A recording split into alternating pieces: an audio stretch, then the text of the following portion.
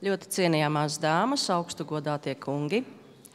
Sāksim Latvijas mežu certifikācijas padomes 8. starptautisko konferenci. Šī gada konferences tēma – izmaiņas un risinājumi vides politikā, ilgtspējīgai, klimatneitrālai ekonomikas attīstībai. Labrīt visiem, kas ir pievienojušies šeit klātienē. Labrīt arī tiem, kas pasākumam pieslēgušies tiešraidē. Šīs dienas konferences darba kārtībā ir 4 darba sesijas ar 2 pārtraukumiem starp tām.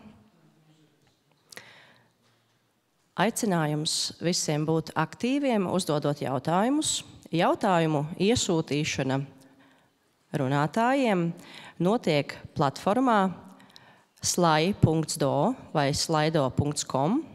Tur ir iespējams pievienoties ar tēmturi DB23. Jautājumi gaidīti šajā platformā, tiks nolasīti. Paneļdiskusija šogad tiks risināta inovatīvā veidā.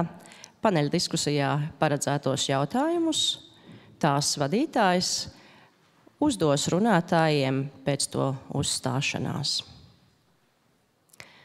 Šobrīd aicinu atklāt konferenci Latvijas Biozinātņu un tehnoloģiju universitātes rektori, profesori Irinu Pilveri.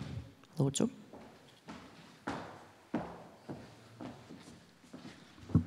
Jā, labdien visiem šeit un pie ekrāniem. Esiet sveicināti Latvijas Biozinātņu tehnoloģiju universitātē. Esiet sveicināti Meža un vides zinātņu fakultātē. Kā jūs redziet, fakultātes nosaukums ir mainījies un pilnībā saskan ar šīs konferences nosaukumu. Bet, kā jūs redziet, laukā aiz loga ir atnākusi ziema. Un baltais sniegs ienes gaišumu mūsu ikdienā. Tāpat arī zināšanas, kuras jūs šodien iegūsiet, ienesīs gaišumu jūsu prātos. Un tas ir ļoti svarīgi, ka šāda konference sadarbībā ar meža nozares organizācijām notiek tieši šeit, Jelgavā, jo Jelgava izsenes ir bijusi augstākās izglītības šūpulis, jo, ja mēs paskatītos ārā pa šīs zāles logu uz Jelgavas muzeja ēku, tad mums vajadzētu atcerēties, ka 1775. gadā Akadēmija Petrina bija tā vieta, kur pirmo reizi Latvijā tika uzsākta augstākā izglītība. Un līdz ar to mēs esam lepni būt šīs augstākās izglītības tradīciju turpinātāji šeit Jelgavā. Un jāsaka, universitātei arī šis ir ļoti nozīmīgs gads.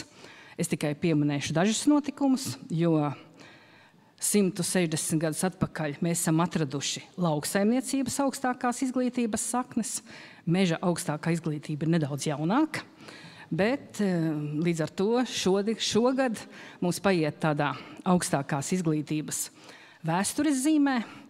Un jāsaka, ka no vienas puses saglabājot vēstures un tradīciju universitātē, mēs ejam uz priekšu, mēs attīstamies. Mēs ikdienā ieviešam gan digitālos risinājumus, gan jaunas tehnoloģijas, gan cenšamies studentiem iedot to jaunākās zināšanas visās mūsu pārstāvētās jomās. Tāpēc es domāju, ka arī šī konference dos savu pienesumu, lai studenti, tie, kas ir šodien sapulcējušies, un arī nozares pārstāvji iegūtu šīs jaunās zināšanas, jo neapšaubāmi šis laiks ir izaicinājumiem pilns laiks. Tāpēc novēlu visiem produktīvu darbu šodien konferencē, jautājiet, noskaidrojiet neskaidros jautājumus, un tas nesīs jaunas zināšanas par to, kā mums visiem kopā mūsu bioekonomikas nozarēs strādāt uz priekšu. Lai mums visiem izdodas!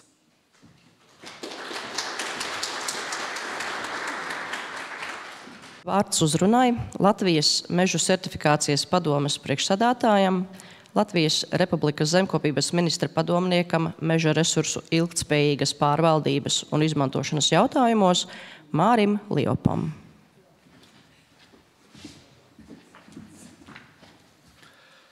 Ļoti cienījumā rektoras kundze, godātais dekāna kungs, dāmas un kungi, godātie kolēģi, dombiedri un sadarbības partneri. Man ir prieks jūs sveikt jau 8. Latvijas meža certifikācijas padomes organizētajā starptautiskajā konferencē, kas ir jau 8. reizi veltīta meža nozares un saistīto nozaru svarīgākajiem jautājumiem. Kā jau rektors kundze minēja, šis laiks ir pilns izaicinājumu.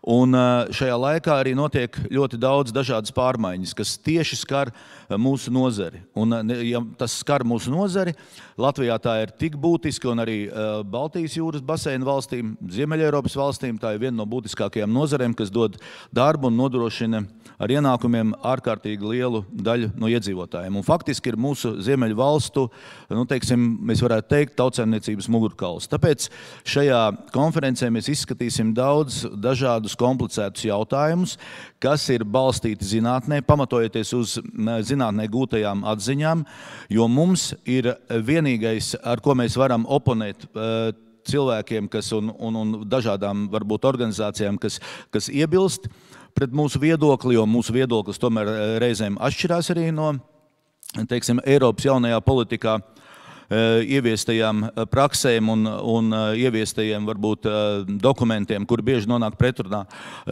Palīdz šajā gadījumā tas, ka mēs balstamies zinātnē, un mūsu zinātnieki ir pietiekoši spēcīgi, tāpat arī mūsu reģionu valstu zinātnieki spēja atbildēt uz daudziem sarežģītiem jautājumiem. Izpratnes palielināšana par mežiem ir ļoti būtisks veids, kā īstenot šīs Eiropas Savienības programmas un jauno politiku mums izdevīgā un sabiedrībai atbilstošā veidā. Tāpēc mūsu uzdevums ir arī šajā konferencē atklāt dažādus problēmu jautājumus, diskutēt par lietām, ko mēs varam uzlabot, tāpat arī saprotot to, ka jaunatnes izglītošana un sabiedrības izglītošana kopā ir atslēga mūsu meža nozares panākumiem jaunās politikas apstākļos. Tāpēc novēlu mums visiem gūt jaunas atziņas, gūt arī iedvesmu turpmākajam darbam un vienmēr atcerēties, ka mums jāstrādā ir tomēr savas dzimtenes, savas valsts labā pirmām kārtām. Paldies!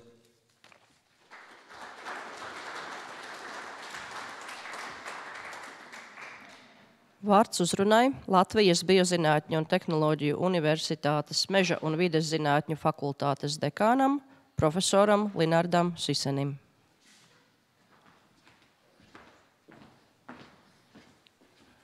Labrīt, rektors kundzes, Liepas kungs, dāmas kungi. Liepas kungs jau tāpat nemāk organizēt konferences. Vienmēr viņš organizē ar kaut kādu pievienoto vērtību, un tā pievienotā vērtība mūs sagaidīs šodien gan sniegotos ceļos visā Latvijā, gan arī Jelgava beidzot ir pirmā sniega saga.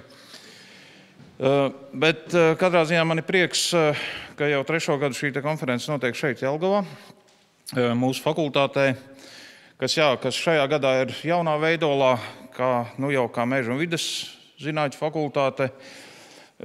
Un arī mūsu universitāte, kā jūs zināt, ir Biozinātņu un tehnoloģiju universitāte. Bet precizējot Pilvers kundzes teikto, kad mēs gan mežinieki esam atraduši, kad augstākā izglītība sākās šeit pāri ielai Akadēmija Petrina, bet tas bija vēl 30 gadus ātrāk. Tas bija principā, jo Jelgava ir tā vieta, kur 835. gadā Latvijā un Baltijā sāka sagatavot šeit Akadēmija Petrina mācītus mežkopjus un mācītus mērniekus. Vai tas bija tajā laikā augstākās izglītības līmenis, bet katrā ziņā mācīts mežkops, mācīts mērnieks, tas jau bija cilvēks ar vārdu. Runājot par konferenci, šis laiks jāatzīst ir sarežģīts, un tas, kas mums ir jāmācās un par ko jārunā, un būtiski ir jārada izpratne ne tikai šai auditorijai, bet, manuprāt, gana plašāk valstiski, ne tikai Latvijas mērogā, bet arī Eiropas mērogā, kad mums ir jāspēj sabalansēt mūsu vērtīgākā resursa zemes apsaimniekošana, vienalga, vai mēs audzējam uz šīs zemes mežus, vai mēs audzējam lauksaimniecības kultūras, vai mēs attīstam ražošanu, jo bieži vien tie, kas ekstrēmi mēģina un populistiski, jāsaka, mēģina kultivēt šīs zaļās idejas, negrib savu. Es domāju, ka viņi saprot, nevis negrib saprast, viņi labi saprot, kad dziļā būtībā arī visa dabas aizsardzība balstās uz tautsaimniecību. Ja uz šo tautsaimniecību, uz šīm daudzajām nozarēm, kas ražo, kas maksā nodokļus, līdz ar to arī tātad ar šīm līdzekļiem finansē visus šos procesus, lai mēs šos resursus varētu apsaimniekot ilgspējīgi. Tāpēc es novēlu, protams, visiem mums gūt kādas atziņas vērtīgas šajā dienā, šajā konferencē, bet būtiskākais, lai šīs atziņas nonāk līdz tiem lēmumu pieņēmējiem, kas varbūt šīs atziņas vai negrib saklausīt nereti, vai nespēja saklausīt, lai beidzot viņi ieklausītos tajā, par ko mēs šeit runāsim, un lai kopā mēs veidotu pārtikušu gan Latviju, gan Eiropu, gan visu pasauli. Paldies!